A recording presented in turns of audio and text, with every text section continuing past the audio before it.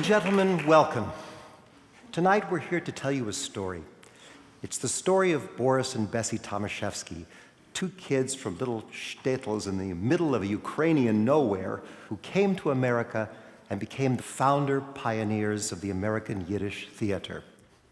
They also happen to be my grandparents.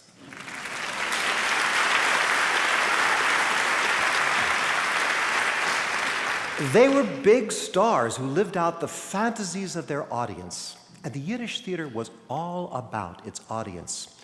There were some connoisseurs, some mavens and kenners in that crowd, but lots were what you call goylem dicke greenhorns, immigrant innocents fresh off the boat. And the mission of the Yiddish Theater was to entertain, educate, and elevate this audience. In an ironic way, its highest purpose turned out to be putting itself out of business. But before we begin their story, as my grandmother always used to say when I asked her anything, first I gotta bring out. What you're going to hear tonight is a mixture of things. Most of it comes from original sources, my grandparents' autobiographies, newspaper articles, the scripts and scores from which the musicians played the shows over 100 years ago. But I've measured all these sources against the way my family told me these stories when I was a boy. I heard these stories countless times, and let me tell you, every time I heard them, they were a little bit different. Well, tonight, I'm going to try and give you the essence of what all the different tellings seem to be saying. What's the real truth? Who knows? The spirit of the Yiddish Theater, like that of my grandparents' lives, was one of wild improvisation, like the instruction in the violin part of one of Bessie's shows that said, "Fake something charming until Mrs. Thomashefsky leaves the stage." So what better way to start than with music?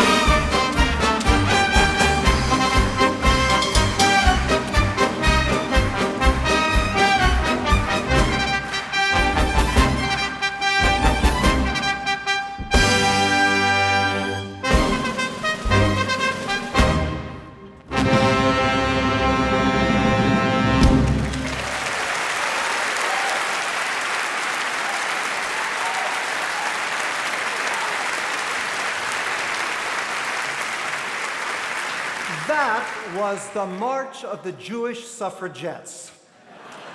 The finale from Chancha in America, one of my grandma Bessie's biggest hits. 100 years ago, she knocked them dead season after season with that show.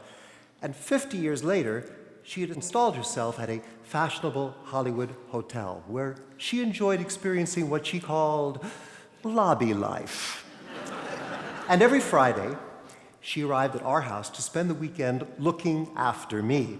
Well, she was a special kind of grandma.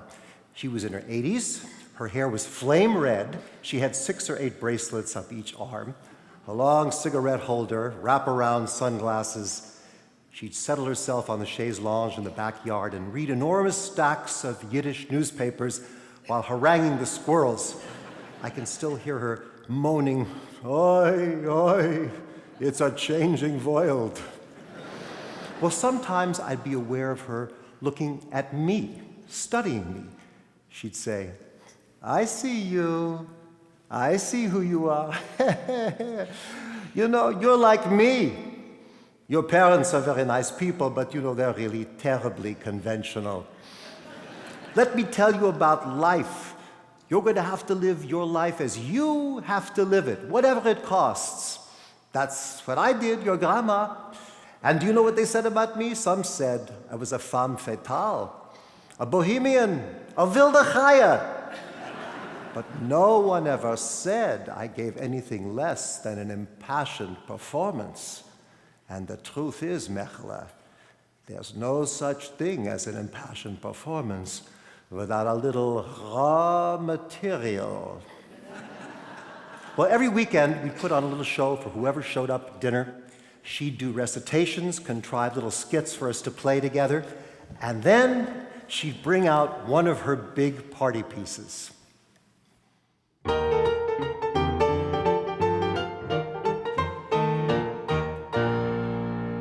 Hab ich mir am Mantel von verzeihtigen Stoff, tra-la-la-la-la-la-la-la, hat nicht in sich keinen einzigen Stoch, tra-la-la-la-la-la-la. Dann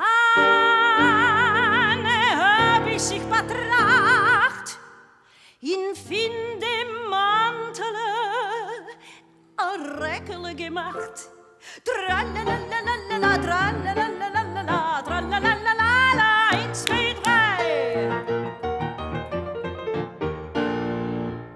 Hab ich mir a Reckel von verzeihtigen Stoff, tra-la-la-la-la-la-la-la, hat nicht in sich keinen einzigen Stoch, tra-la-la-la-la-la-la. Dann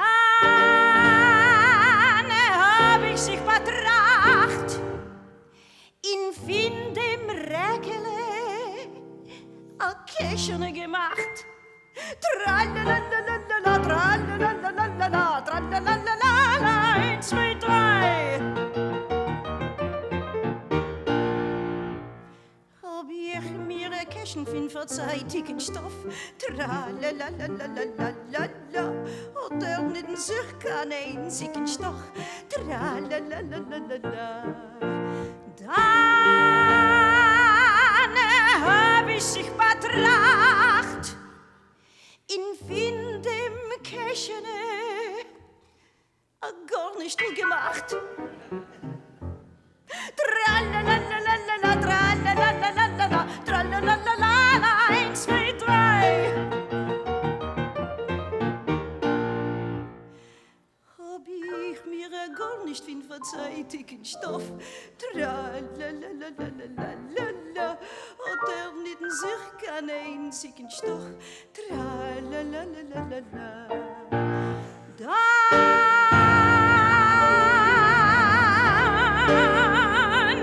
hab ich sich betracht, in fin dem Garnistel a Liedele gemacht. Tralalalala, tralalalala, tralalalala, 1, 2, 3.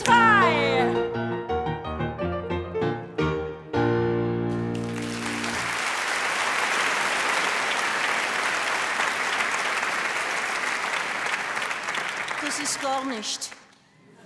Das ist gar nicht. Du weißt nicht, wer ich bin. Ah, du weißt nicht, wer ich bin. You don't know who I am. I heard her say that so many times, but how could anybody know? She had outlived nearly everyone. Her colleagues, her audience, her friends. She used to say, my friends, some died, the others got rich. But even 50 years before, she'd been asking who she was. In 1915, she had written her first autobiography, which began with this introduction. Dear reader, here I sit now in my wardrobe, in my dressing room, thinking back about everything. I study myself in the mirrors that showed me countless times that I was not myself, but someone else. I rub my hand over the costumes that enfold me when I was a queen, a beggar, a crusty old bubba, even a dashing prince. And there is the makeup that disguised my face so many times that I forgot I had a face of my own. Any minute now, I'll have to get myself dressed and made up and become somebody else all over again. The audience always demands something new, What do they know or care who else I've played? For them, this afternoon's heroine is already dead and cold, let alone the one I played to sell out crowds 3 years ago. No. And me. I sit in my dressing room, searching my mirror for traces of me. The old scenes tumble through my thoughts like leaves in a windstorm. Write my life story? Sure, but who will it interest? The life of an actress, a Yiddish actress. Wees mir. Well, to know who Bessie was, we have to start with who she was in the old country. She was born Bessie Baumfeld in 1873 in Tarascha, a small shtetl outside of Kiev.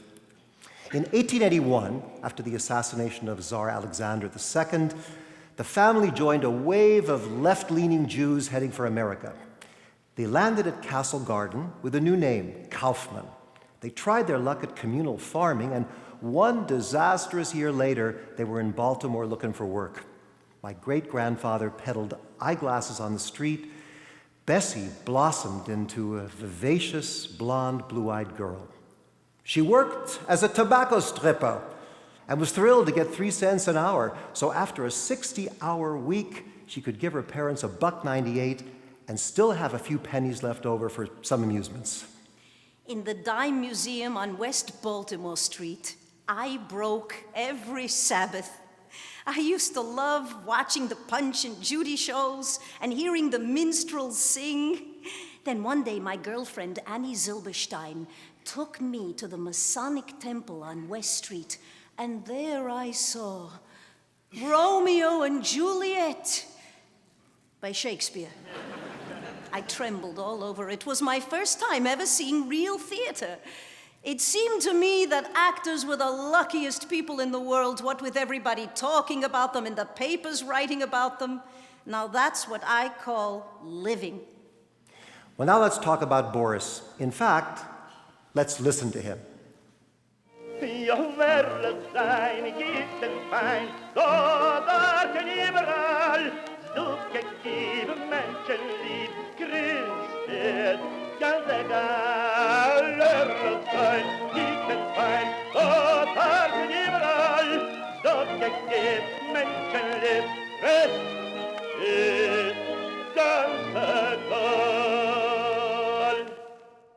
Now, when I talk to you about Boris, it's different. He died before I was born, so for me, as for you, he's a legend. Of course, I've heard all the stories and jokes about him. Thousands of people must have come up to me and said, you know, when I was a kid and behaved wildly, my mother would say, "Look who's a Thomashefsky." But his name is still around. He's mentioned in Gershwin songs and features as a ghostly presence in The Producers. He's a theatrical legend, all right, but what was he really like? What's clear to me now is that Boris was a great singer, a powerful actor, and visionary producer. He had great sexual magnetism, charm, and a flamboyant, self-destructive personality. What else do you need to be a legend?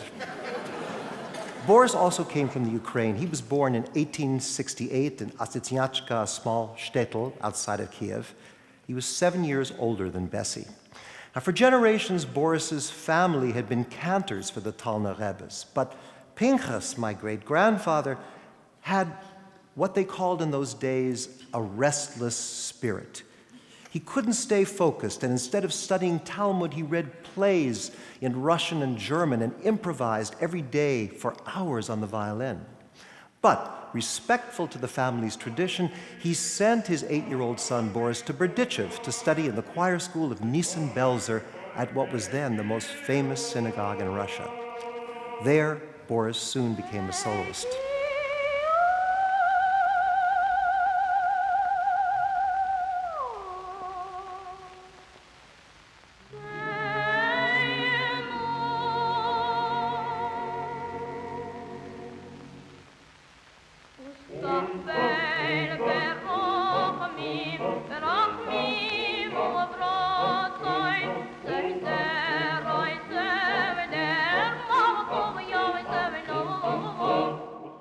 By age 11, he was beginning to discover who he was.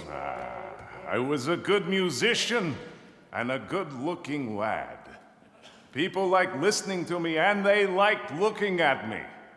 One of those people was the pretty daughter of the local tavern keeper. People called her the princess of the tavern. Her name was Bashka. One day I noticed her peeking out from behind the curtains of the women's gallery as I sang my solo. She was staring straight into my eyes. From that moment on, I sang not for the Berdichev public, but for Bashka. One Shabbos, I was standing on the bima with Red Nissen in the choir as usual. Bashka's eyes were riveted on me. I was so entranced that when it came time to sing my solo, I didn't come in. Red Nissen saw that I was staring at Bashka and administered a flaming slap to my face. Well, I realized what I had done and felt as though I committed a sin, but a slap in shul, witnessed by Bashka, that was too much. I refused to sing. There was no other soprano who knew my solo, and there was no way to continue the service. There was a commotion in shul. Suddenly, the Berdichev Rebbe rose from his upholstered seat near the eastern wall. He came over to me in his old, trembling voice. He said, "Little boy, remember where you are. This is a holy place. Sing, little boy." I began to sing. I sang very well. In fact, I had never sung so well before. When I had finished, there was an eerie silence and then applause. Red Nissen shouted, "Silence! This is not a theater. There is no clapping here." Well, afterwards, Red Nissen gave me the whipping of my life. Never mind. From that moment on, I knew what I wanted in life. Music, drama, applause, women, and not necessarily in that order. By 1881, when the family escaped to America, Boris had become a famous soloist. They called him the Canary of Berdichev. In New York, right off the boat, he was hired to be the soloist of the Henry Street Shul. His salary, $5 a week, and they paid him a month in advance. The next day, Boris met Frank Wolf, the ambitious, saloon-owning president of the Henry Street Shul. Boris and Wolf hit it off right away, and Wolf took Boris for his first trip around New York.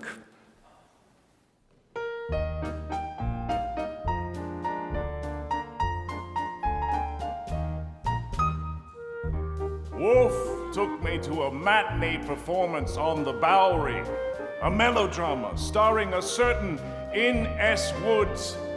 On stage, non-stop stabbing, shooting, burning, leaping from cliffs. I loved it. Afterwards, Wolf asked me how I liked the play. I said that I really liked that young actor. In fact, I envied him, wanted to be just like him. Ha! You want to be an actor? Frank Wolf laughed. My boy, first you have to grow up, become a young man, even learn English. Do you really love theater that much? Not English theater, I said. Yiddish Theater!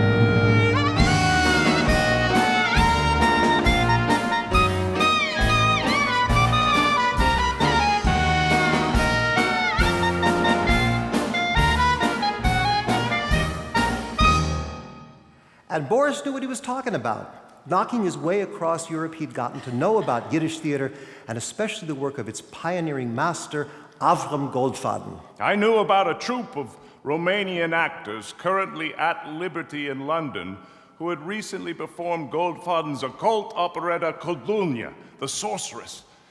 At 14, I convinced Wolf to bring them to New York and present them in what would be America's first Yiddish theater performance. But the idea of a bunch of newcomer East European Jews doing a play in Yiddish didn't sit well with the already long-established Dutch, German, American Jewish community. They formed a vigilante committee to shut down the show and deport the players, many of whom had already arrived.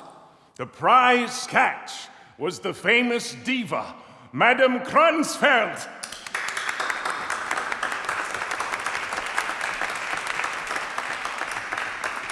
Madame Kransfeld was a Yiddish prima donna assoluta. In Kodunya, she had established herself in the take-no-prisoners role of Mirele, who never leaves the stage and carries on like a Jewish Lucia de Lammermoor.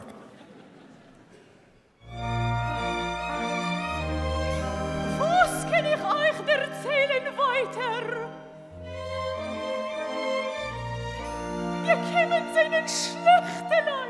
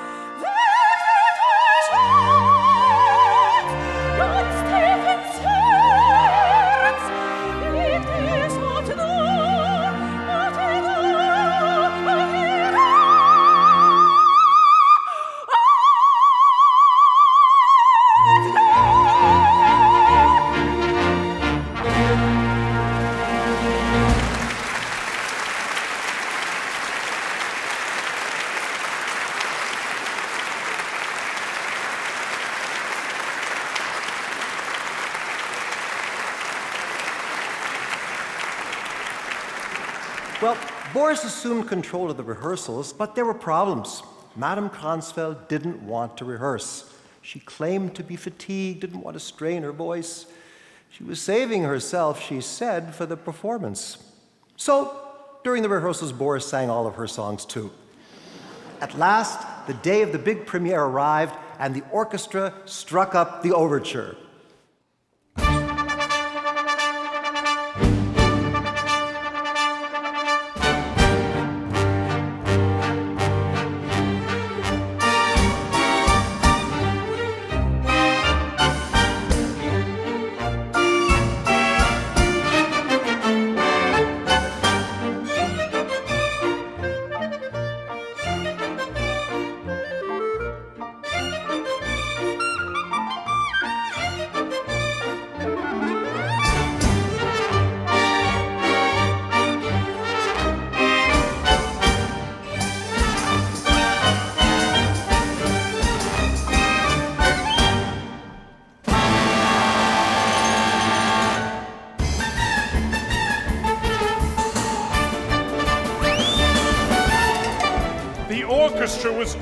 already playing the overture when we realized our prima donna was missing. Kranzfeld! Kranzfeld! I ran down to her dressing room. It was dark. Her costume was still there, but as for Kranzfeld herself, there was no sign. What to do? Go to her house. I yelled, "Professor, keep playing the overture. I'll be back!" I found her sitting there with a kerchief tied around her head. Kranzfeld, what's wrong? Let's go.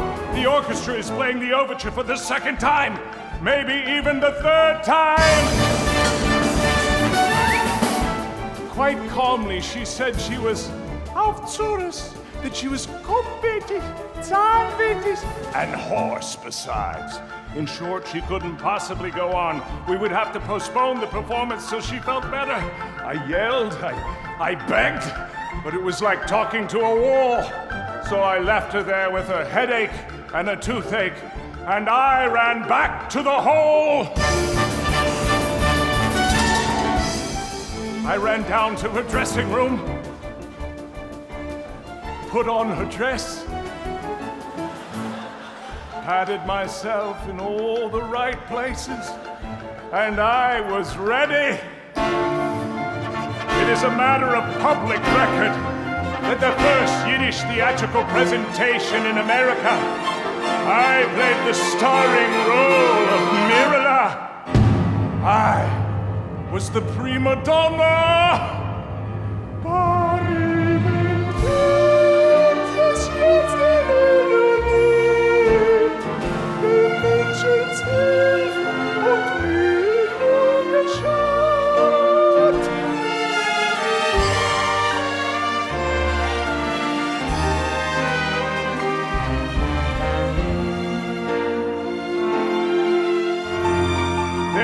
In the third act, I changed into the costume of the boy and sang my little song.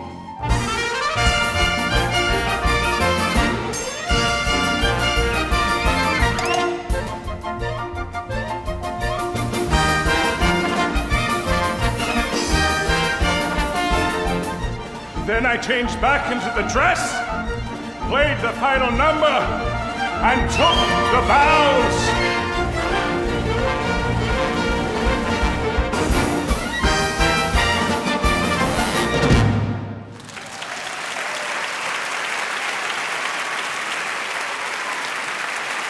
On this night, the legend of Boris Thomashefsky was launched. As for Kranzfeld, it turned out she had been bribed by the immigration committee to throw the show. Her reward? A soda fountain on Rivington Street with 2 spigots. Thanks to her, I became an overnight sensation. I created my first troupe featuring me as impresario and prima donna. But then, disaster struck. My voice changed. In despair, I left the city. It took 2 years for his voice to settle into a rich baritone. By the time he returned to New York, he was a 16-year-old has-been curiosity. He gathered up some of his old troupe and hit the road. He still played female parts, but he was becoming a leading man and began sporting his signature stovepipe hat. Yes, I was making more fans every day. I was still only in my late teens, but girls and even grown women would run to my performances, in part because of my singing and acting. Whatever it was, I had it. I was a star and a box office draw, and my fellow actors knew that I could pull in a crowd. And now the stage is set for Boris and Bessie, 2 immigrant kids from next-door shtetls in the Ukraine, to meet in Baltimore. Entschuldig mir, Mechele. First, I gotta bring out. It was my sister Clara and my brother-in-law Louis Levitsky who was stage-struck. One day, Louis came with miraculous news. A bunch of Yiddish komediantschiks were in town and they had given Louis tickets to their shows. I couldn't wait to go to the opening night, but as I was getting dressed, my papa said that going to such a scandalous event would ruin my chances for making a good match. So, I put on my own drama in the kitchen, screaming, geschreing, pulling my hair, till my mama slipped me a quarter and I snuck out the back door. I walked in the rain to the little hall where about 90 go-to-bed-early Jews were yawning their heads off.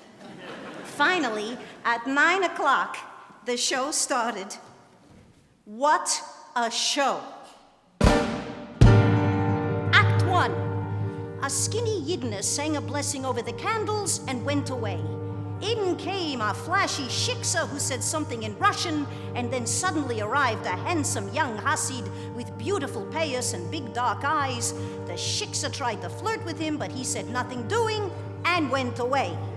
Then the shiksa whistled, and 2 goyim brought in a dead child and hid it in the Jew's house. Curtain. Act 2. All the Jews were in prison. Mujiks were beating them up. Zets, zets, zets. Then the handsome Hasid sang a tearful prayer. The audience wept and cursed the goyim. That's all.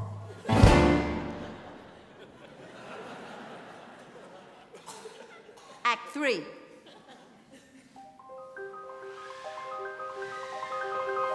The Jews were in Siberia. Oi, were they cold. Some of the nice women in the audience passed their shawls up to the actors so they should warm up. Act 4. The Goyim wanted to massacre all the Jews because they said that they had murdered a Gentile child to complete the making of matzos. The whole audience jumped up screaming, "No, no, it's a lie! That Shiksa Kurva and her friends did it! Bibel, Alele Stam, Arek auf den Tatenstater rein!" Well, the audience won the Goyim over, the Jews were all freed, and everybody bravoed their heads off.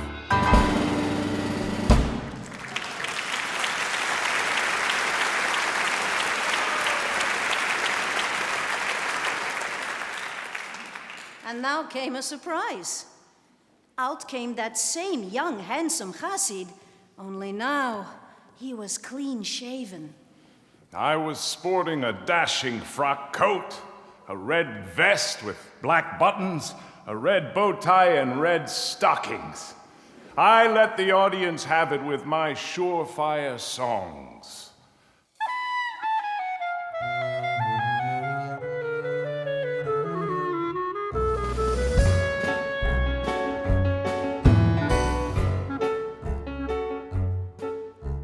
Nicht ein Mensch auf der Welt, was lebt ob seine Jahren, mit dem Wind zu verdienen, das bissele Geld, am Loche ist Sorn. Freut sich zu verdienen, was regt, ja.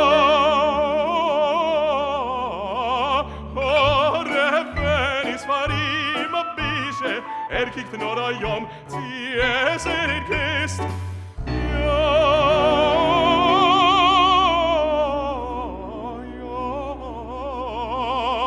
in het zeef der Tapen, a fette Rieche, krank is wie ich euch, als euch ich horven, mit dem Schweiß, in sie schreien, in mir euch.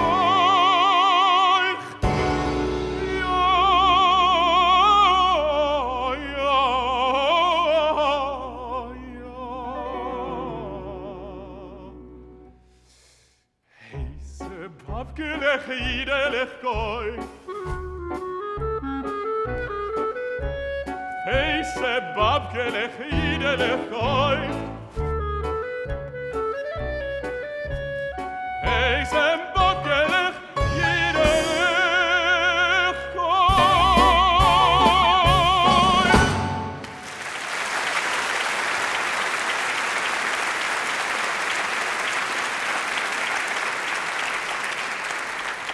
After the show, I waited at the stage door for half an hour until finally the actors came out, including that handsome singer.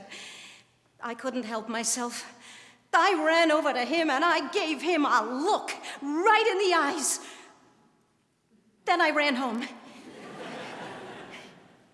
Later, I found out his name was Boris Thomashefsky. Well, the next day, Bessie was in a daze. She quit her job and stumbled around town singing the songs she had heard in the theater the night before and dreaming about Boris. And then, one night, he showed up as a guest for dinner at her sister's house. He saw me and asked, "Who's the girl with the long braids?" Clara answered that I was her little sister. He went to touch the hair on my shoulders, but snatched back his hand with a cry, "Oi!" showing me where he had stuck himself on my hairpins. Taking his hand to his mouth, he sucked at the blood and said to me with a smile, "Young lady, you've stuck me through and through." Well, from then on, Boris began hanging around Bessie's house. Then came the night of his second show. I arrived backstage after the second act. I was standing in the wings, and suddenly a beautiful woman sailed onto the stage. She had blonde hair, a clinging red velvet dress, dazzling jewelry. The way she moved, the way she carried herself, the way she looked at men. I never imagined a woman could be like that. She disappeared. The next thing I knew, somebody gave me a pinch in the tuchus. I turned around and it was her. Then she laughed and said, "Hello, baby. Don't you know me? It's me, your favorite actor. How'd you like my performance?" Then I realized she was him, Thomashefsky. Oy, I blushed and couldn't speak a word. Then after the show, we went back to his dressing room. He was still in his red dress, but he had taken off his wig. We were all there, my family, his friends and admirers. But he ignored them all and came across the room to me. To me! He caressed my hair. Oh, this time I had let it fall loose so he shouldn't stick himself a second time. He caressed my cheek. He looked right into my eyes and said, "Oi, is dus a schöne Mädel." And that was it. That was really the first time. Boris and me. Boris began teaching Bessie everything he knew about being a charming woman. As she told me in later years, all my life, those men, how they pursued me. They couldn't get enough of me. Little did they know that what they were admiring was your grandfather's performance. The company's run in Baltimore had long since ended, but I didn't want to leave because of Bessie. I don't know why, I don't know how it happened, but at that moment I felt that in spite of all my romances, all my experiences with the fair sex, beautiful little Bessie had won my heart in a very serious way. I wanted to be with her all the time. Well, what he wanted was for her to be with him on the road. She was essential, he said, to their upcoming production in New York, and he gave her 2 hours to decide to go with him. Her father reluctantly agreed to let her go maybe for a week or so. So she hopped a milk train and moved in with the Thomashefskys in their Lower East Side tenement. Right away, we gave her a makeover and put her on the stage. 15 years old, and there I was in the title role. Between my scenes, I sat in the beautiful dressing room I shared with my director. Imagine. I looked in the full-length mirror and dressed up for the third act. I never wanted to take off my costume. I was intoxicated with happiness. I never wanted to go home. And she didn't. Soon afterwards, the kids were married. Bessie had lied about her age. She was barely 16. Boris began to develop a lavish style of showmanship. His acting, his singing, his spectacles, in the minds of his audience, it was summed up with one word: Thomashefsky. I gave my show splendid productions, itself a guarantee of success. Bear in mind that in those days there were no movies one could pay 10 cents to see a production that had cost millions. I was the only one who staggered the Yiddish public with gold and silver curtains, lavish sets, and spectacular electric lights. Crowds flocked to my theater. I always did better business than my competitors. Among them, Jacob P. Adler, the great classic actor of the Yiddish Theater. We were lifelong friends and rivals. We kept this rivalry alive by our warring fans, the so-called Patrioten. Sometimes it came to blows, and it all sold tickets. And now came the first mega hit of Boris's career, Alexander, the Crown Prince of Jerusalem. It was a stunning vehicle for Boris, the singer, and Boris, the sexy young guy in tights.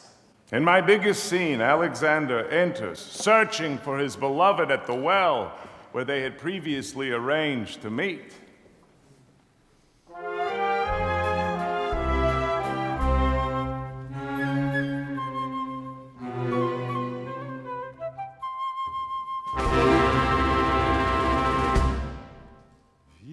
Geflogen kim ich wieder, dich mein Liebchen hier zu sehen.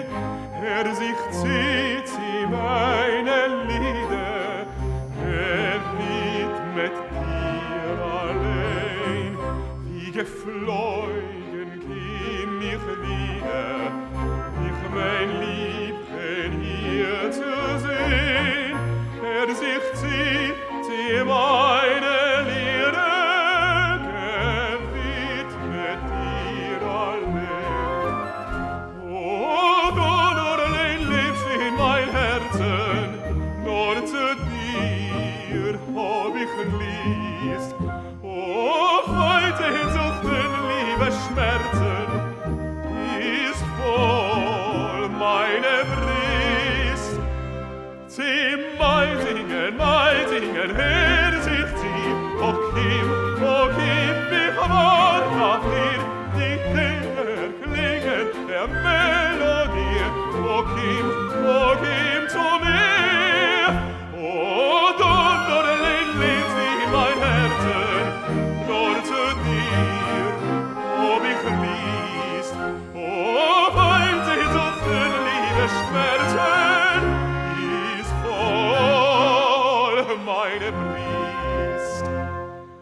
Wie geflogen käm ich wieder, dich mein Liebchen hier zu sehen. Sich zieht meine Lieder, gewidmet dir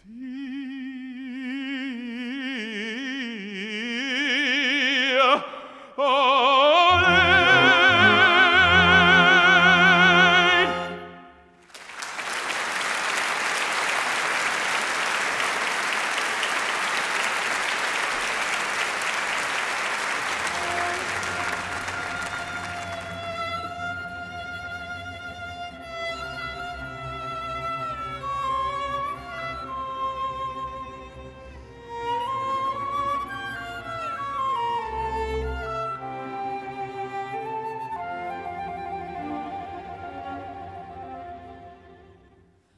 Das Paradies war mir offen, was euren schön verdient ihr. Nur jetzt, was soll ich noch mehr hoffen, in Träum war alles nur. Allein lebst in mein Herzen, nur zu dir, wo ich liest. Oh, heute sucht mir liebe Schmerzen, ist voll meine Brust.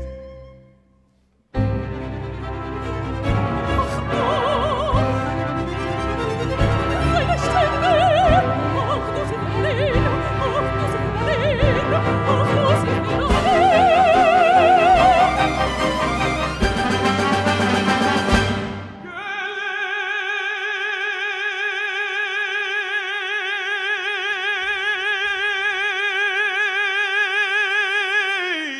Geliebte.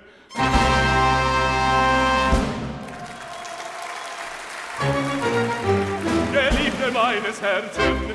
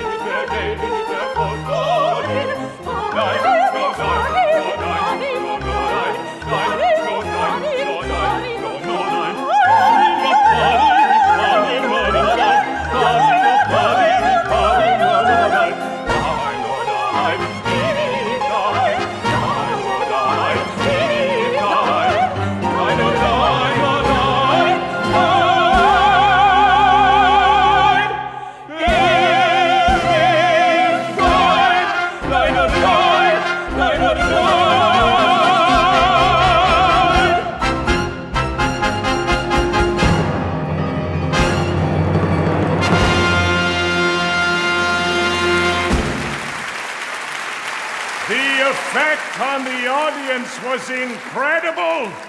Respectable women stormed the stage and literally ripped their clothes off. I received countless gifts, many with addresses and room keys. The crazy success of this piece allowed me to greatly expand my lifestyle. I hired a staff to look after me, including a dresser, Max, the Meshuggah. One of Max's responsibilities was to check out the ladies before each performance and admit only the most delicious ones to a special box reserved for my use. It had only a partial view of the stage, and I would retire there between scenes to tryst with my admirers. Sometimes I got so caught up in my trysting I was tardy making my next entrance. A few times I even sang my lines from the box, which became known as the Love Nest. Well, the Alexander phenomenon was too much for Adler. He knew he couldn't compete with Thomashefsky on his own territory. So he decided to win back the audience's attention with something unprecedented in Yiddish theater, Shakespeare. Adler announced from his stage that he would play King Lear. So the next night I announced from my stage I will be playing Shakespeare's greatest tragedy, Hamlet, Prince of Denmark. The audience went wild. But truthfully, what did all those Jews know from Shakespeare and Hamlet?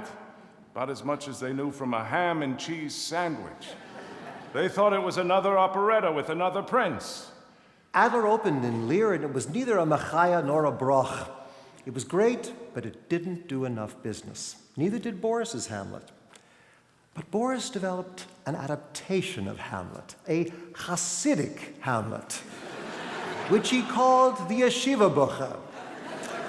He announced on his famous poster, "The Yeshiva Bucha, Finn William Shakespeare," translated and improved by Boris Thomashefsky. In this form, the play became a major hit for him the rest of his life. So why did I do Hamlet my way? It all had to do with my audience. I had to introduce it to them in such a way they would understand. For example, the scene where Hamlet first speaks to his father's ghost. "O Father, answer me. Tell me why thy canonized bones have burst their cerement, why thy sepulchre hath oped its ponderous and marble jaw to cast thee up again." I knew that would never work. So instead, I gave him, "Mein Vater, mein Vater, oi, oi,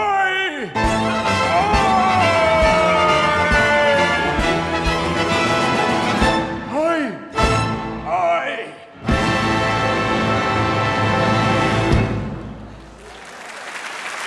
The audience ate it up.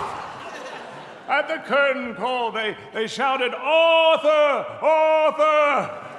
I had to tell them that Shakespeare was unavoidably detained. From this moment, Shakespeare became a part of their lives, and it started them on the journey to the real Shakespeare. That's what mattered to me. Meanwhile, Bessie had blossomed as an actress and mother, but she still had unfinished business with her father.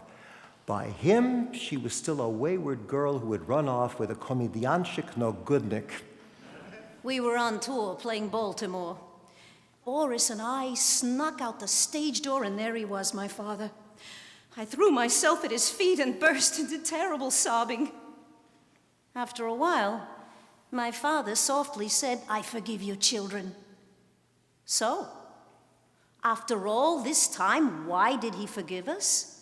It was the show. In that show, Boris rescued me so many times that my virtue had stretch marks. But my father thought it was all real. "Boris," he said, "I never trusted you, but tonight you proved to me how much you love my daughter, my Bougela. I saw how you sacrificed yourself for her sake and even shot yourself. Live together in peace and grow old together in pride and pleasure." That's the power of show business. The theater had become a family affair. If you had any talent at all, you were on the stage. If you were hopeless, you worked in the box office. Bessie's children, Esther and Harry, grew up on the stage and became child stars. The Thomashefskys' next show was not only a hit, it was a defining moment in the Yiddish theater. It was called Das Pintele Yid. Now, the title Pintele Yid is difficult to translate into English. It takes its meaning from a play on words. In Hebrew, in Yiddish, the voicing of the consonants is indicated by small dots around the consonants. It's these dots, or pintelach, that can change the letter Yud into the word Yid, Jew. So what makes a Jew a Jew? A little dot, nothing, and yet everything. The show had something for everybody. People sang the songs in their tenements and sweatshops, and the title song was originally introduced by my Uncle Harry, and its simple little melody still carries a message of tears and triumph.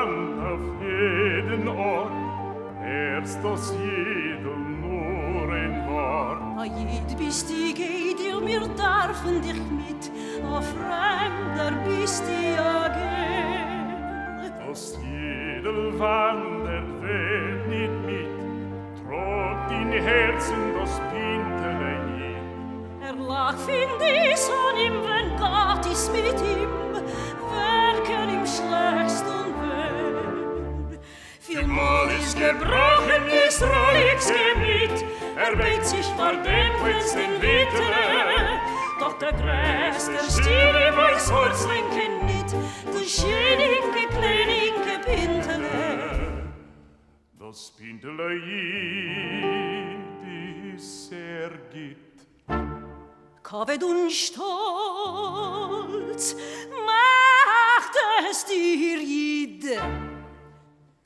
Macht es in Schätze sie nicht.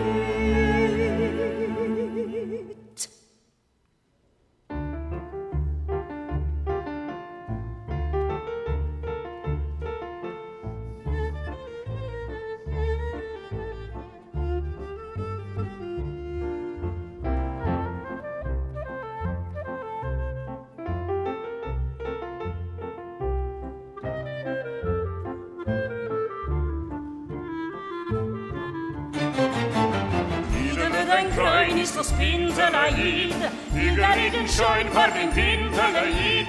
Gemartert deine Gliederlach, gepeinigt deine Brüderlach, geworden sich hat jeder in dein Glied.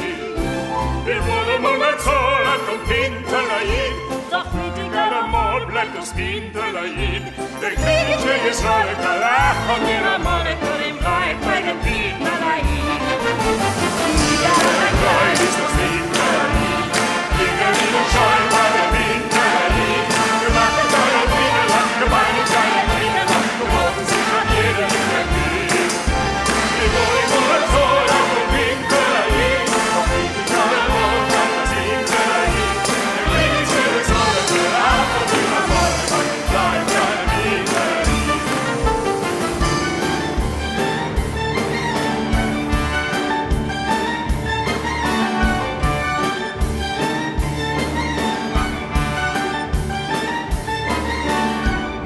In this show, Bessie played the part of a boy opposite her own son, Harry. And every night she improvised slightly new verses that gave the fans the chance to chuckle about the foibles of the young folks of their day.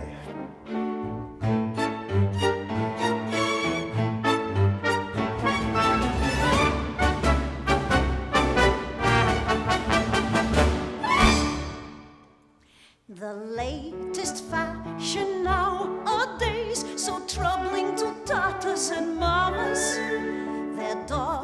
sneak out for a walk to act out the following dramas.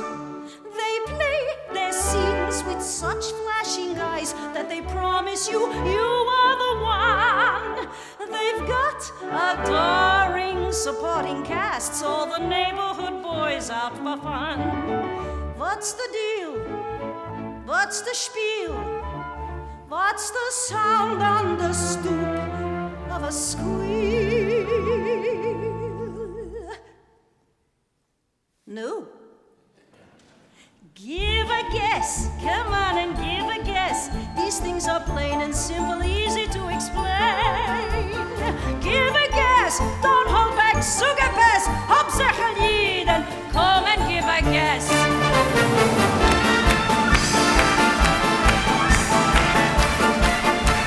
Steigt sich an die Welt!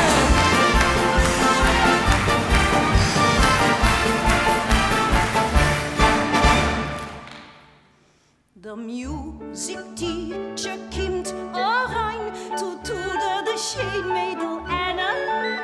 He's got a method that never fails to teach girls to bang a piano. He gives her lessons 3 times a week, stressing passages, fingering scales. And then one morning she's feeling sick, and nobody knows from what she ails. What distress, what a mess.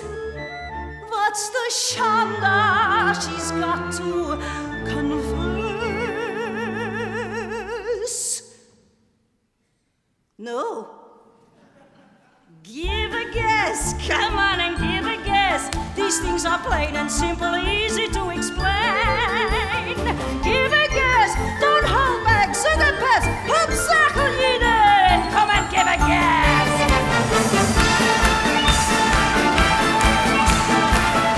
Was willst du?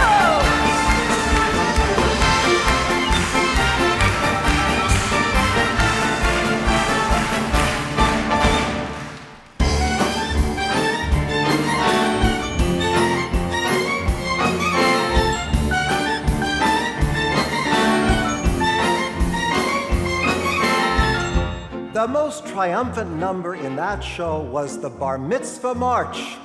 It was a vast production number with streams of neighborhood kids pouring down the aisles, including George and Ira Gershwin. Jewish and American flags were unfurled in a truly baffo finale.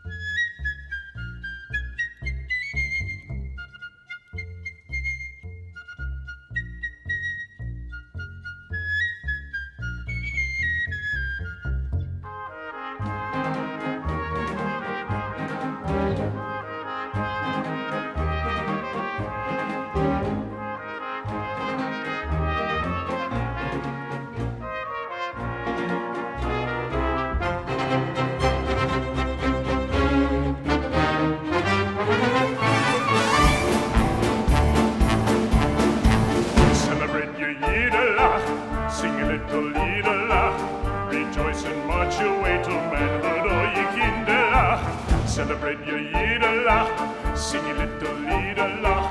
Each day a holy one, he gives us so such Liederlach. The whole wide world joins in singing a Mazel Tov. Why such a wonder of Bilder gepaart. Now all the nachrichts from every bar mitzvah boy spreads on and on around the ganze Welt. Für alle Liederlach, sind es schöne Liederlach. Seid listig gehen, Felix, wie heute Liederlach. Für alle Liederlach, sind es schöne Liederlach. Der Wohler hat bewiesen, wie es viele Liederlach.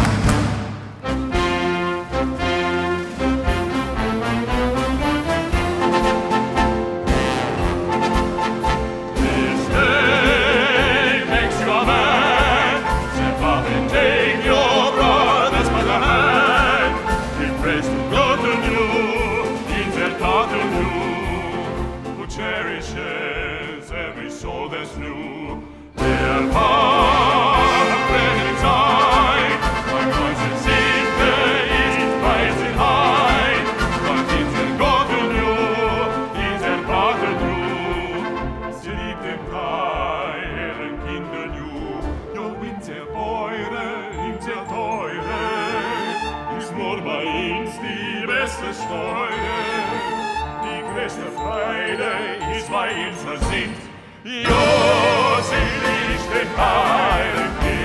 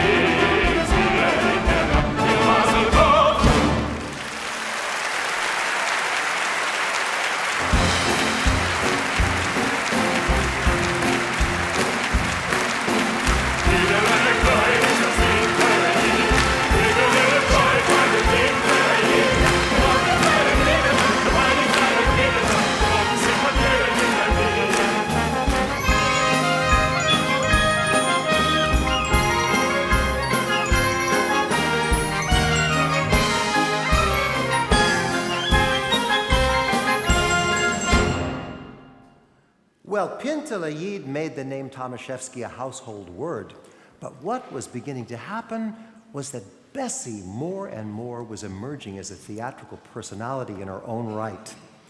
On and off the stage, Bessie tried out lots of new looks and gradually changed from a simple, innocent village girl to a confident and worldly wise Americanin.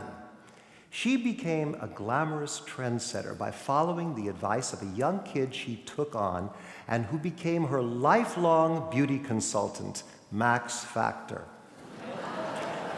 But Bessie never forgot her origins in that little Ukrainian shtetl, and she wanted to help fresh-off-the-boat girls find their own new looks in America. She started a beauty column in the newspaper Die Wahrheit and advised girls on how to take care of themselves. July 22nd, 1917. Was tut ihr für euer Hals? What do you do for your throat? An important part of the body that many women neglect. By Bessie Thomashefsky. When I go out on the street, I like to look at people. Very often I see many women and young girls with altogether beautiful faces, altogether charming in appearance, smartly dressed, but something about their beauty is not harmonious. And as I look, I see what the trouble is. Their throats are a different color from their faces. A woman's throat is the first thing that betrays her age. The folds and wrinkles that show up under the chin and near the ears provide the testimony. That is why it is important for a woman not to allow her throat to wrinkle. This can be accomplished by light massage, done by yourself with a little cold cream on the hands, and also through exercises. No schön. You must take care of your body regularly so that your beauty will be harmonized and complete. Your beauty will possess true charm, will not be vulgar, will not tear at the eyes, but caress the eyes of those who look at you. That is what I wish for you, my dear sisters, with all my heart. That is why I write these articles. If we must be poor, let us be clean.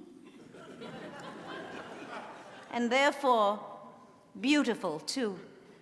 Bessie wasn't the only one writing a newspaper column. Boris had not only his own column, he had his own newspaper. It was called the Yiddish Theater, and he wrote in it about the role and purpose of the thespian art. We are moving toward the day when We in the theater must care for the souls of our audience. We must educate them and take them by the hand and lead them to the edges of the thinnest ice, further than they would ever dare. Let them look and consider, and then safely bring them home again. The closest I ever got to this ideal vision was the years I ran the People's Theater. The People's Theater was on the Bowery and had next to the Hippodrome the largest stage in New York. A big split in the Yiddish theater repertoire was between the literary plays, the high-flown dramas and biblical epics, and the so-called shunt, or crap plays. More charitably, perhaps they could be called comedies, satires, farce. Marx Brothers films have a strong kinship to shunt. The shunt plays were boffo and over the top, but they concerned serious issues being played out in the lives of the audience, namely, reversal of fortune. An old world macher becomes a new world schmendrick and vice versa. Capital versus labor, women's rights, assimilation, all considered with plenty of songs and jokes and star personalities. These shows paved the way for later musicals like Showboat, South Pacific, West Side Story, popular entertainments about controversial subjects.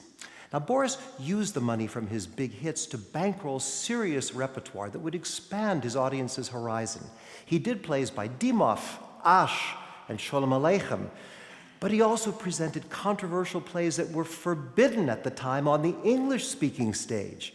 Plays like Gorky's Lower Depths, Ibsen's Ghosts, Wilde's Salome with Bessie doing the dance of the seven schmatas. And in 1904, he topped it all with a Yiddish version of Wagner's Parsifal, accompanied by the orchestra of the Metropolitan Opera. Now, Pay the Bills repertoire included Boris's adaptation of things like The Three Musketeers. Everybody was in this. When I was a boy reading The Three Musketeers, I raised my glass at dinner one night and exclaimed, "To the Cardinal, to Richelieu." I turned to Bessie and said, "Grandma, you know who Richelieu was?" She said, "Do I know? Sure, it was Uncle Greenberg." And any play in an exotic location that could feature Cousin Hochstein could be a hit. Now, Hochstein was the foreign language expert of the Yiddish theater. He played roles in French, Italian, Chinese, any language no one in the audience was expected to speak. And in every play, he always said the same thing, which was Pupik pa, saranda davasa, yufla lumpa. So if it were a French play, he'd say, Pupik pa, saranda davasa, yufla lumpa. And if it were an Italian part, he'd say, Pupik pa, saranda davasa, yufla lumpa. And of course, if it were a Chinese part, he'd say, Pupik pa, saranda davasa, yufla lumpa.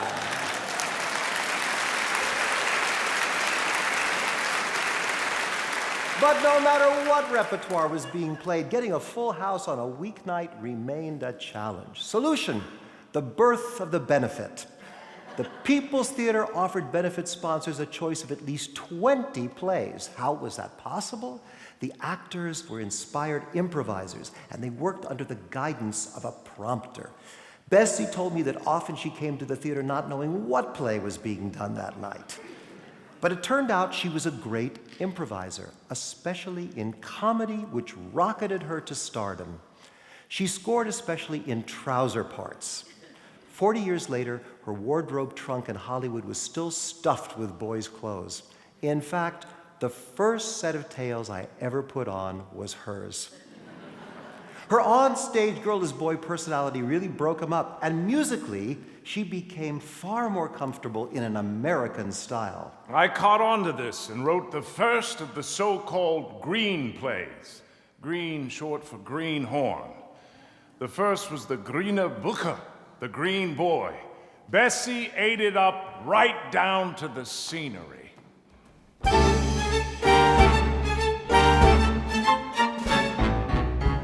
Hat nicht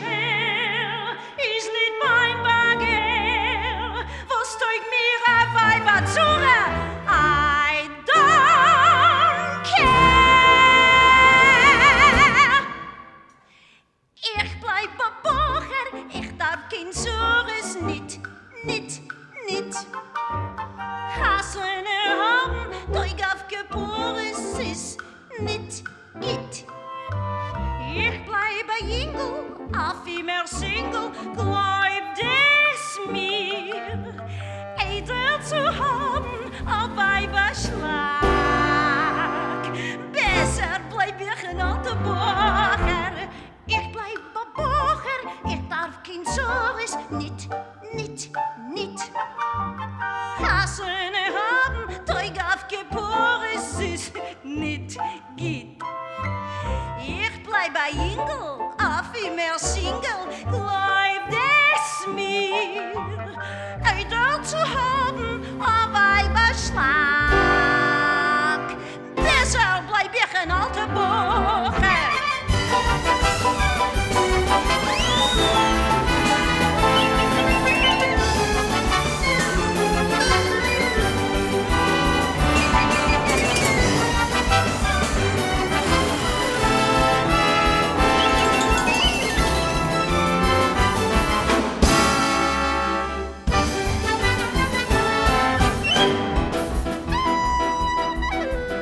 I saw a gold mine in this show and dashed off a series of green sequels, all starring Bessie center stage, all on her own. More and more cash poured in, and I had more and more time off to go out and spend it. But how could Bessie complain? I had made her the headliner. In quick succession came The Green Maid.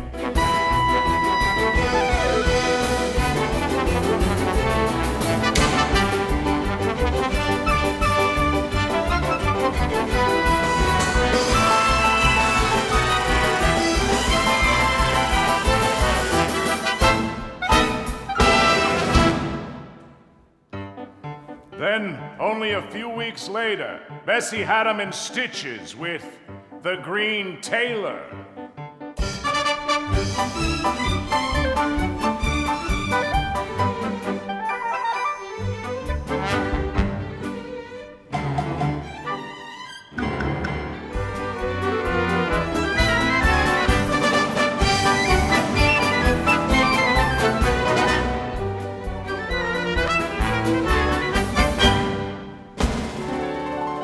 By this time, we realized anything with the word green in it would sell. So out of our hats, we pulled the green schlemiel.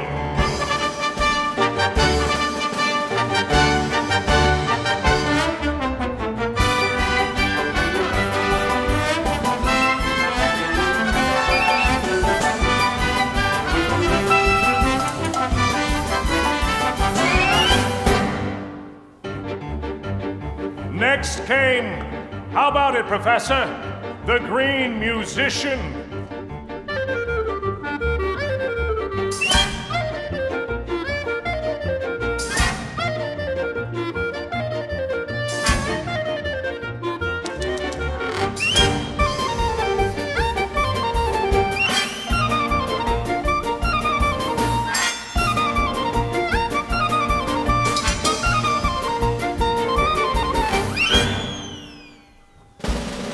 We were desperate for new material and threw in anything, like our patriotic Yiddish Theater version of the Our Gang comedies, The Green Children.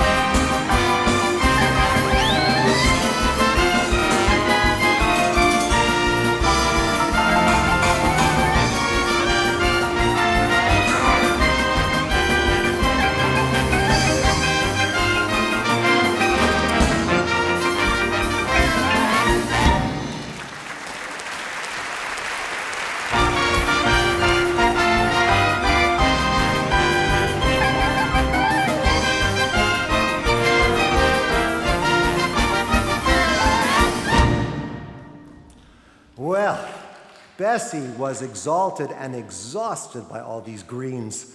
It was damn hard work, it turned out, being a headliner. In later years, when people asked her, Mrs. Thomashefsky, wasn't it amusing being a star? She'd say, yeah, amusing. Man kann lachen mit Jastrikas. You could laugh with leeches. But she, like Boris, had become a star whose name alone could sell out a performance. Boris and Bessie discovered they had an empire. They had their own theater, publishing company, newspapers. They adopted an expansive lifestyle. On impulse, I bought a grand house in Brooklyn, a country estate in Hunter-on-Hudson, and started buying and leasing theaters all over the country. I had never expected to come so far so fast. It had been about 15 years since I had begun my career as an actress, and here I was already the lady of two houses. All my loved ones, dear God, should have such homes. And all my enemies should have such homes and not be able to afford them. Well, Boris played it high, wide, and handsome on and off the stage. His grand style became legendary and was celebrated in song by the composers of Shine On Harvest Moon, Nora Bayes, and Jack Norworth. 1, 2, 3, 4.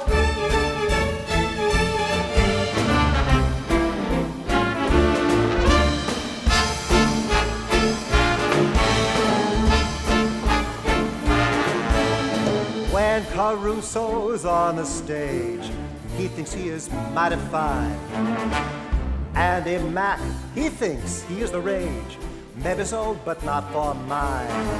You know that Georgie Cohan makes me sick with his Yankee, Panky, Schmanky, little do thick. Now my sister read an actor, a real-life Yiddish actor. She saw him act and said, "Oi, I'm for you." Well, who do you suppose went and married my sister? Don't you know? Give a guess. Thomashefsky. I know if I told you it would knock you a twister. That's a dandy name. Dang, I've been a frame bell. My father said an actor ain't no business, no how. But Shefsky's got a bankroll big enough to choke a cow. Who do you suppose went and married my sister? Don't you know? Give a guess. Thomashefsky.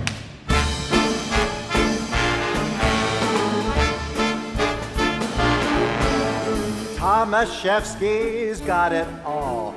Fancy mansions, classic cars. What's his breakfast? Champagne caviar. Man, he slings them like a czar. Diamond garters, spats, top hats are amongst his classy stuff. So even when he's slumming, you always see him coming. The best for Boris, never good enough. Well, who do you suppose went and married my sister? Don't you know? Give a guess. Thomashefsky. I know if I told you it would knock you a twister. That's a dandy name. Dang, I've been a frame bell. My father said an actor ain't no business, no how. But Shefsky's got that bankroll big enough to choke a cow. Who do you suppose went and married my sister? Don't you know? Give a guess. Thomashefsky.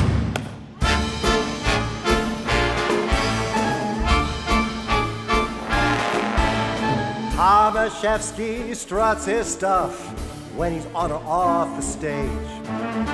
Schmeichling, schmoozing, spieling up a storm. Everything by him's front page. And if he spots your talent, little girl, you could take off, ba-ba-woo! So why don't you audition? There's just one small condition. You gotta do it in his dressing room. Well, who do you suppose went and married my sister? Don't you know? Give a guess. Thomashefsky. I know if I told you it would knock you a twister. That's a dandy name. Dang, I've been a flame bell. My father said an actor ain't no business, no how. But Shefsky's got the options on the best of here and now. Who do you suppose went and married my sister? Don't you know? Give a guess. Don't you know? Give a guess. Don't you know? Give a guess. Thomashefsky!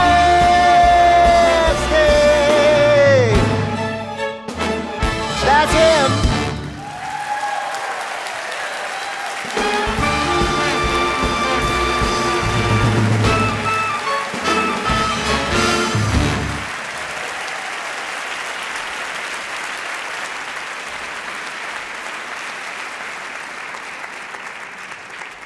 Look who's a Thomashefsky. In these years, we were money meshuggah. Nobody knew where it was all going. From now on, Bessie wanted to know exactly where the money was going, especially as she realized how much of it she was making. She found out lots of it was missing. The whole family took sides, and Bessie and Boris were increasingly estranged. What was the solution? A new building project, a new start in a new theater, the National.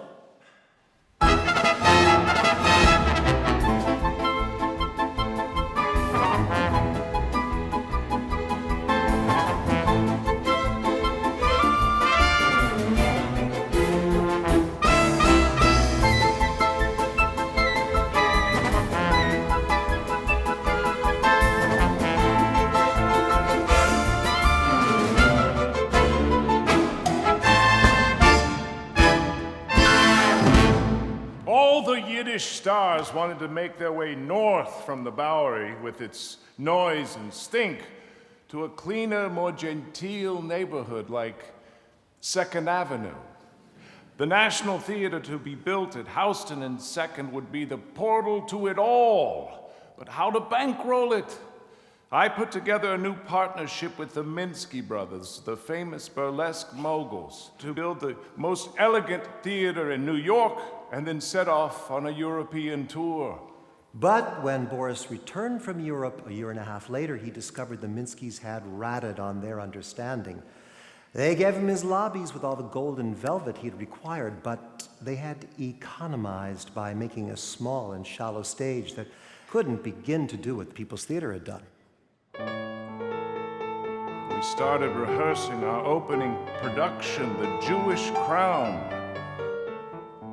Naturally, the show sold out even before we opened. But during rehearsals, I lost control of myself.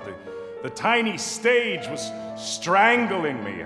I beat my fist against the brick. I kicked the gilt columns of the proscenium. I shouted, "Move back, you stone son of a bitch!" But mostly, I beat myself up. I collapsed, and they carried me to my dressing room.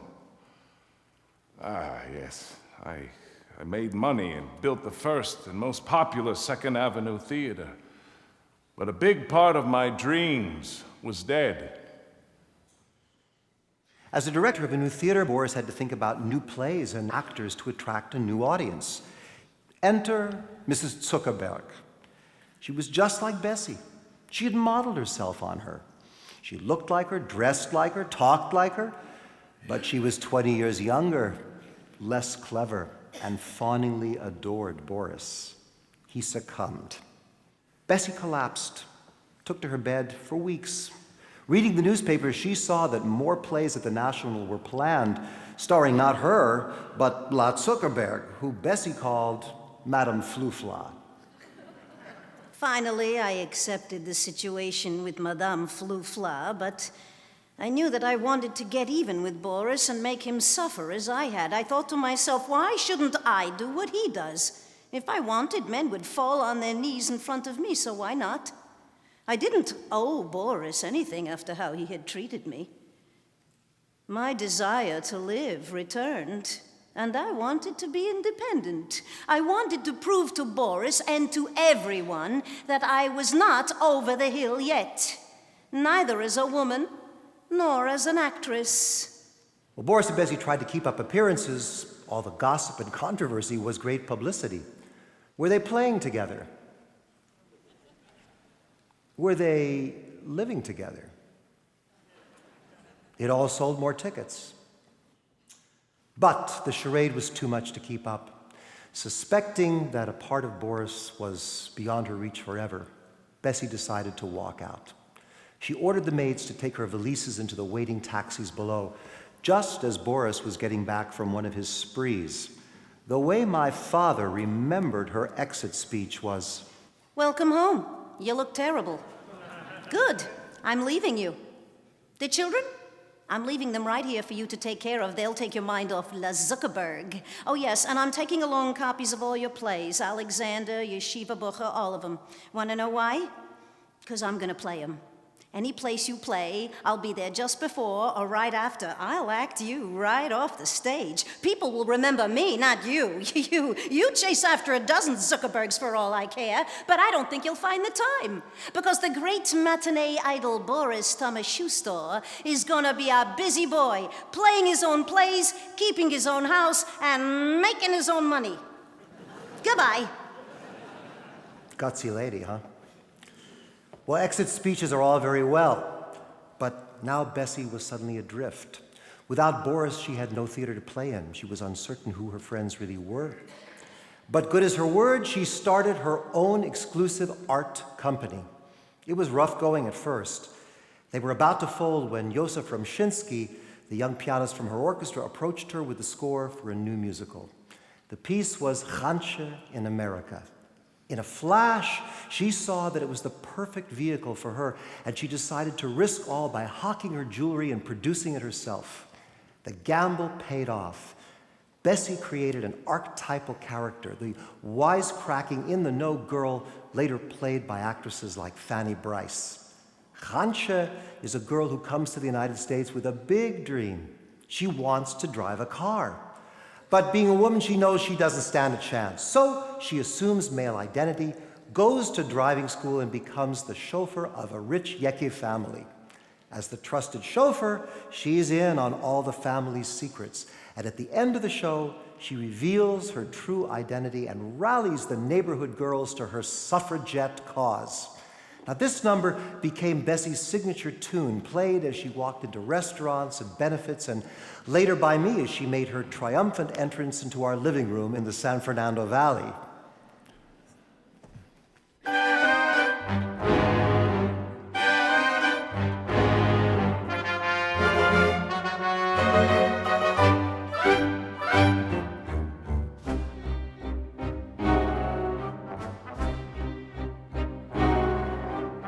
Women have been needed, badly treated, cheated since the world began. But I got a better plan. Makes as good as any man. Women aren't cattle, toys to rattle, chattel. This is Mister's rules. Wear his rags and sport his jewels like silly fools. We're sick and tired, mired in housekeeping, of the washing, weeping, schlepping, schlupping, creeping, obeying every whim of model, Yassel, Jim. Fertig, Arois, Arim. Henchi, simple suffragette, not fancy.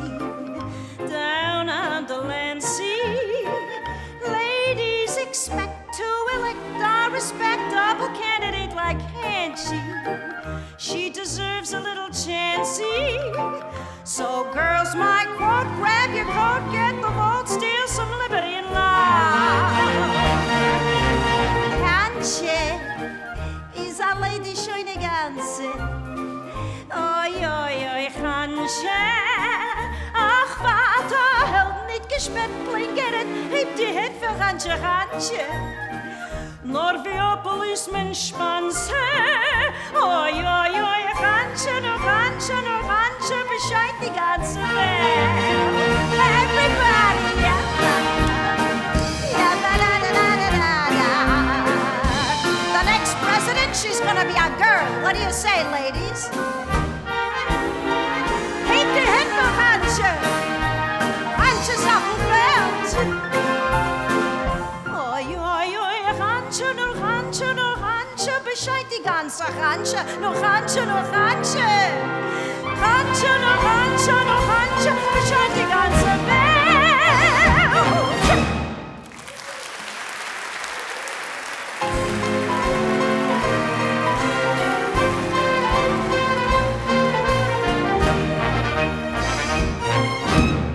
Bessie! Oh, her triumph was amazing and also annoying. And now I had to do something new. For the first time, I put myself on stage as a grotesque, comic character, Putuknopf, the Iceman, in the play The Green Millionaire. In this play, an iceman and a coal merchant live in a wretched basement. They write letters and send photographs home, bragging about their wonderful life in America. The show's hit tune looked at everything about the Golden Land and laid it squarely on the shoulders of the man who was clearly responsible, Columbus.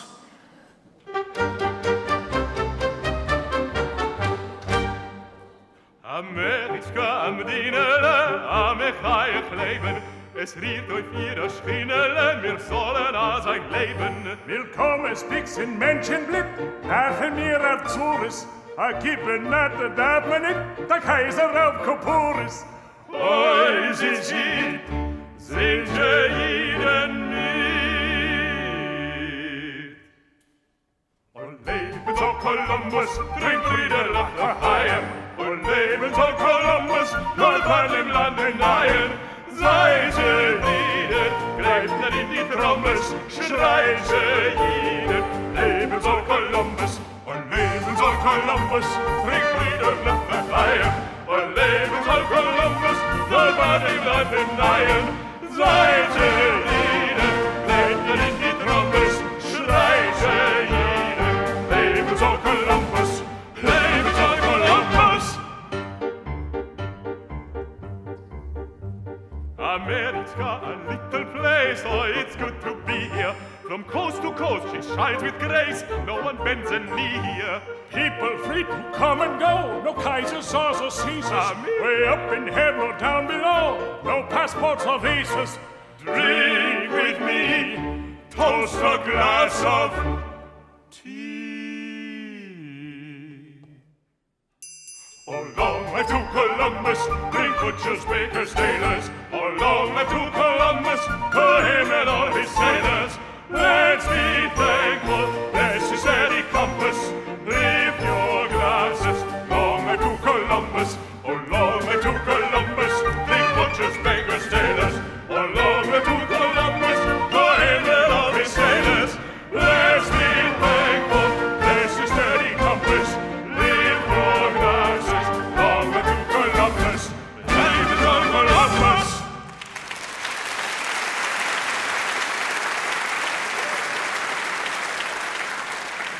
The next years were filled with big projects for Boris. He went on playing his box office smashes and also took big risks with avant-garde pieces like the Zerbrochene Fiedele. The 1916 audience was stunned by the spectacle which paralleled the big cinema hit of that same year, D.W. Griffith's Intolerance. And socially and politically, he was full of ambitions.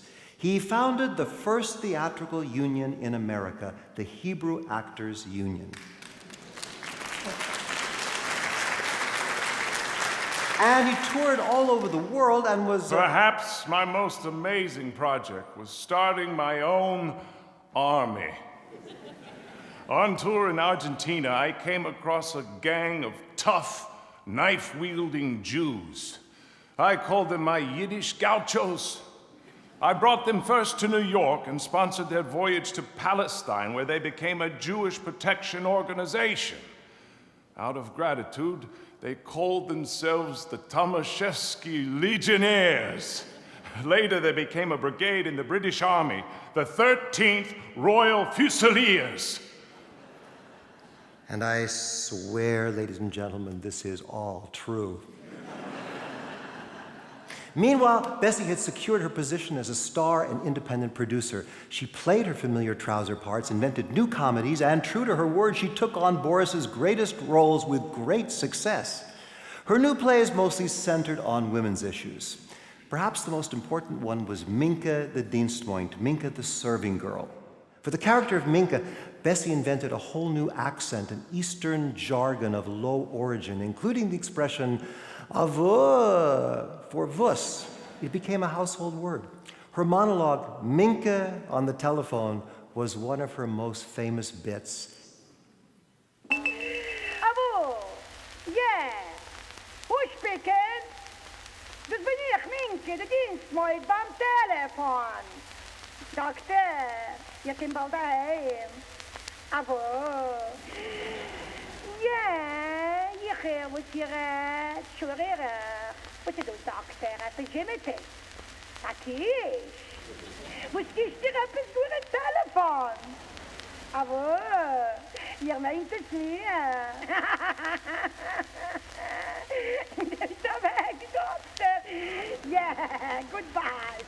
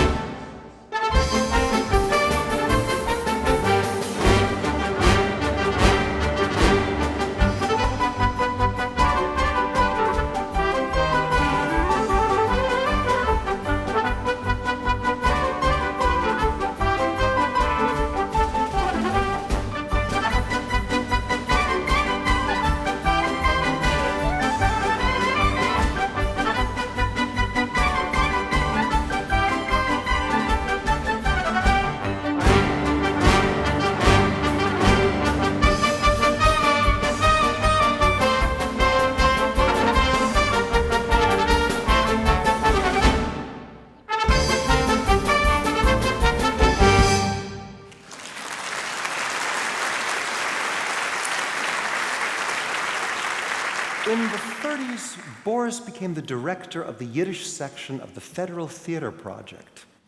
He tried out a new show on Broadway, a musical in English, a language which he spoke very well. It was called The Singing Rabbi. The rehearsals were great, but on opening night, Boris made his entrance, received an ovation, and then just stared at the audience for a painfully long time. Finally, he began to speak, but somehow he could only speak in Yiddish. The curtain came down, the show closed.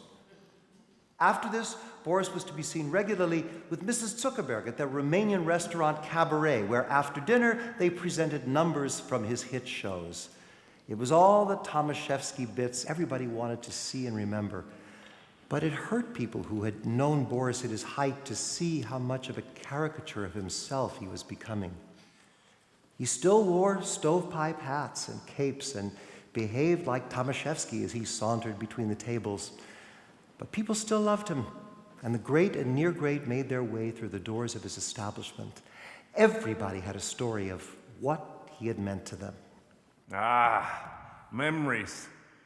It makes me proud to see how well all the youngsters are doing.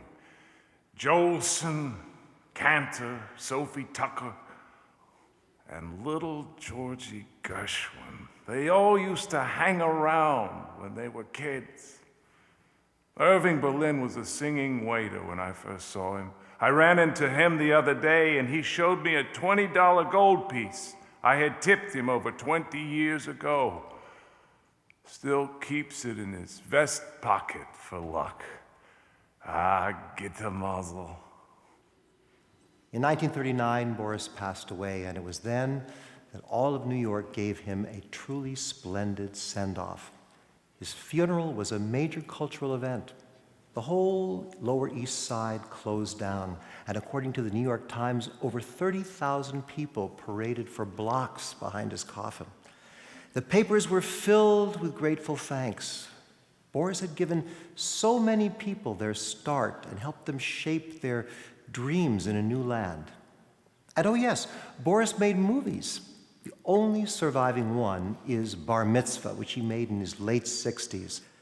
What I see when I watch this film is a great singer and generous performer. Notice the way he looks at the Bar Mitzvah boy and the way he looks out at us. He's in the very last days of his career, but his performance is still animated by energy and affection. Gedenket oss mein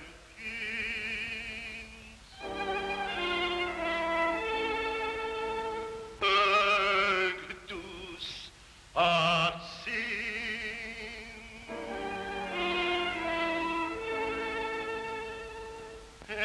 Will sein Kittenfein, dort überall, Stücke gibt Menschenlieb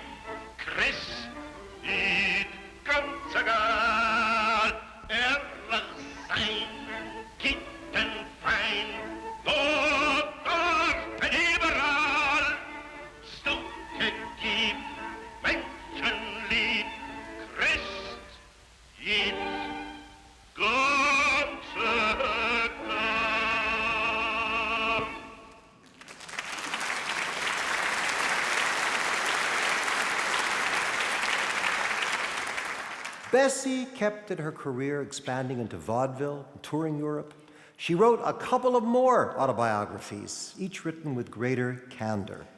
From time to time, she searched for an ideal man, but she had never divorced Boris, and she never forgot him.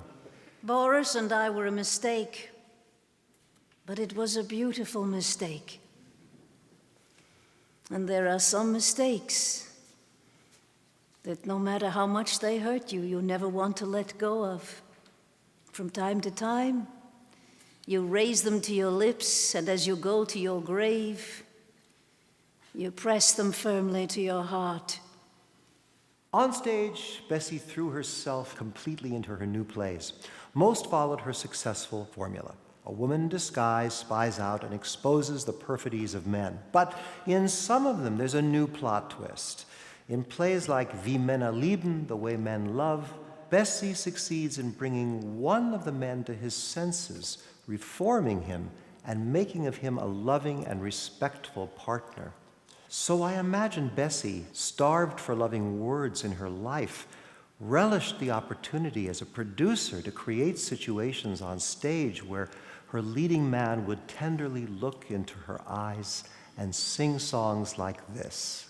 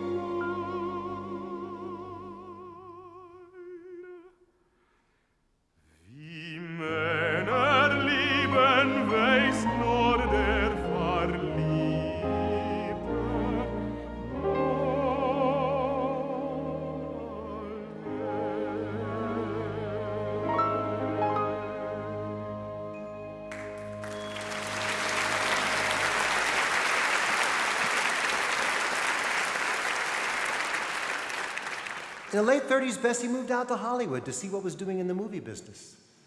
New York had become a place with too many ghosts. Hollywood seemed to be a gold mine for character actors. And did I have character? Besides, the town was full of kids who used to sell programs and potatoes in our lobbies. Now they ran the studios. Could nicht helfen.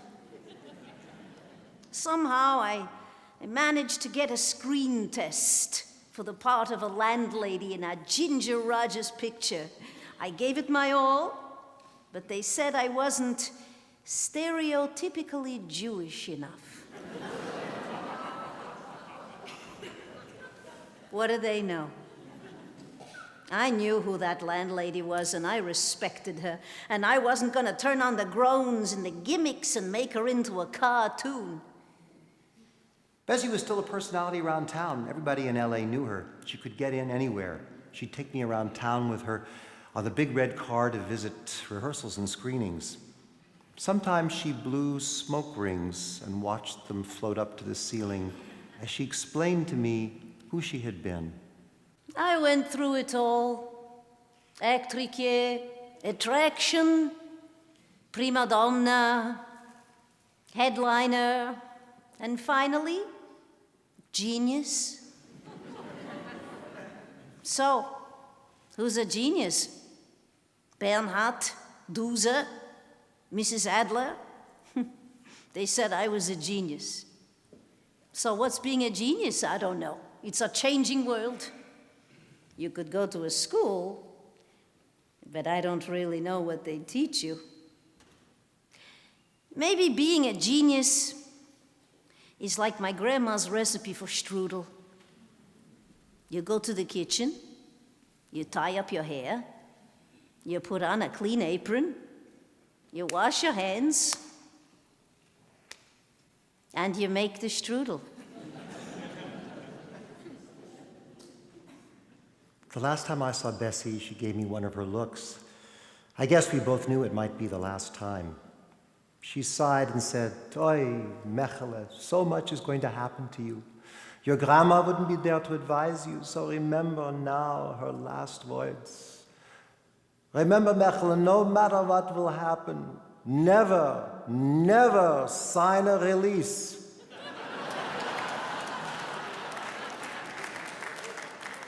I think about them both so much. His vision, his sense of community, his sense of building a future based on the courage and vision of music and the arts. And I think about her. As I sit in my dressing room before a performance, I search my own mirror for traces of me before I go on as Beethoven, Mahler, or Stravinsky. And then, following my grandma's advice, I wash my hands, I comb my hair, I put on a clean tie, I go to the stage, and I make the strudel.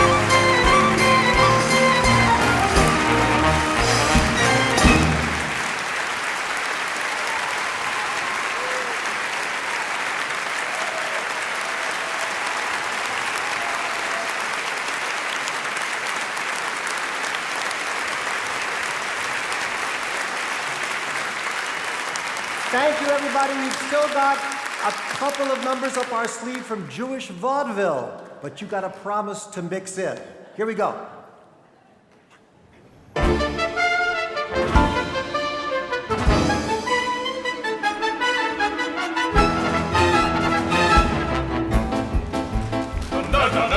We're changing